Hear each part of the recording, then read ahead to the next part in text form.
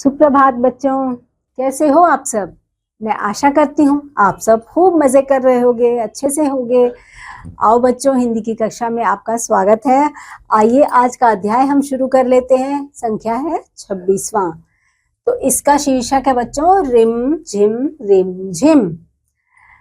ये है एक कविता, तो इसको हम पढ़ेंगे, समझेंगे और आप सब बच्चे इसे याद भी करेंगे। रिमझिम बरसा पानी, रिमझिम बरसा पानी, आई है ऋतुओं की रानी। नभ में बदली काली काली, धरती पर छाई हरियाली। वन में लगे नाचने मोर, देख घटा छाई घनघोर। है ना बच्चों। निकला धनुष, ये देखो बारिश हो रही है। देख घटा छाई घनघोर, निकला धनुष इंद्र का असली, चमक रही। देखा है बच्चों आप लोग, जब आकाश में बारिश होती है तो इंद्रधनुष भी दिखाई देता है।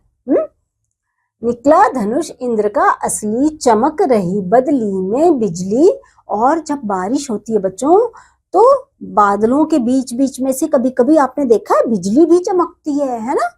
कभी कभी आवाजें भी आती हैं, और बिजली जब चमकती है तो हमें बड़ा ऐसा लगता है ना कि अरे कैसे लाइट सी जल जाती है ना वहां पर।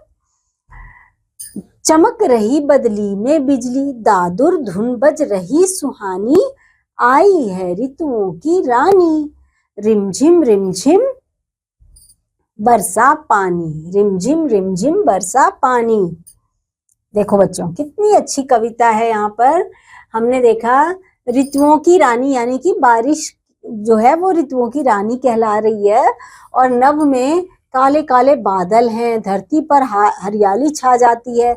और देखो यहाँ पर जो मयूर होता है, मोर होता है, वो भी नाच उठता है। जब बहुत अच्छी बारिश होती है, मौसम बढ़िया हो जाता है तो क्या होता है, मोर भी जो होता है वो अपने पंख पसार के नाचने लगता है। और सारे बच्चे भी खुश होने लगते हैं, बरखा में यानी बारिश में नहाने लगते हैं। रिमझिम बरसा पानी। देखो बच्चों कुछ शब्दों के अर्थ आपको मैं बता दूं।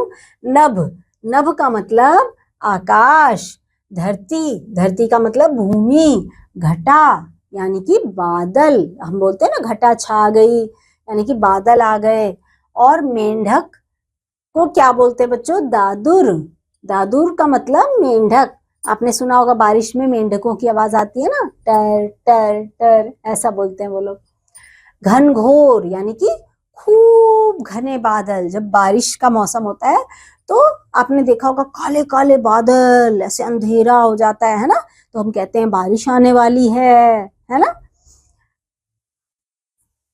अब कुछ अभ्यास कार्य करते हैं बच्चों। ऋतुओं की रानी किसे कहते हैं? बरसात को। और आसमान में कैसे बदली छाई है? आसमान में काली काली यानी काले काले बदली छा गई, खूब काले काले घटा छा गई, बादल छा गए। वन में मोर कब नाचता है? जिस पर सही निशान लगाओगे वो इसका जवाब होगा। तो आप वन में मोर कब नाचता है? हरियाली होने पर या आसमान में घटा आने पर? घटा आने पर। जब उसे लगता है कि अब बारिश होने वाली है तो मोर जो होता है वो खुश हो जाता है और नाचना शुरू कर देता है। आसमान में हमें इंद्रधनुष कब दिखाई देता है? चांदनी रात होने पर या बारिश होने पर बच्चों? बारिश होने पर भी हमें दिखता है। जब बारिश होती है उसी समय हमें इंद्रधनुष दिखाई देता है। इस पर हमने सही का निशान लगा दिया। इंद्रधनुष में कितने रंग होते हैं बच्चों? यहाँ पर आप क्या भरोगे, जितने रंग होते हैं उस पर सही का निशान लगा दोगे और रिक्त स्थान भरिए। इसमें आप जब कविता में आप फिर से पढ़ने के बाद ये सब भरोगे। यहाँ पर जो भी भरना है वो शब्द से आप भरोगे, क्योंकि आपने ऊपर जो ये कविता अभी पढ़ी थी उसमें ये सारा कुछ आपने जान लिया कि वन में लगे रिमझिम बरसा पानी, आई है ऋतुओं की रानी। नभ में बदली काली काली, धरती पर छाई हरियाली। वन में लगे नाचने मोर, है ना। तो इसी तरीके से आप इस कविता का जो भी यहाँ पर आपको याद आएगा वैसे आप इसमें भरते जाओगे। जैसे वन में लगे नाचने मोर,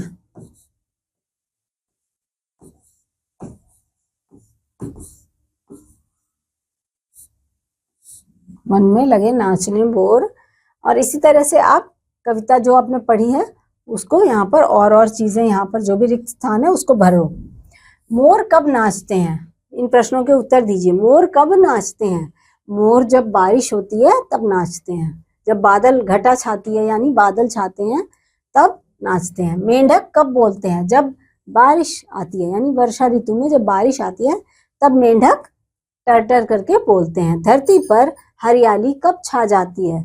जब धरती पर बारिश आती है तब हरियाली भी छाती है।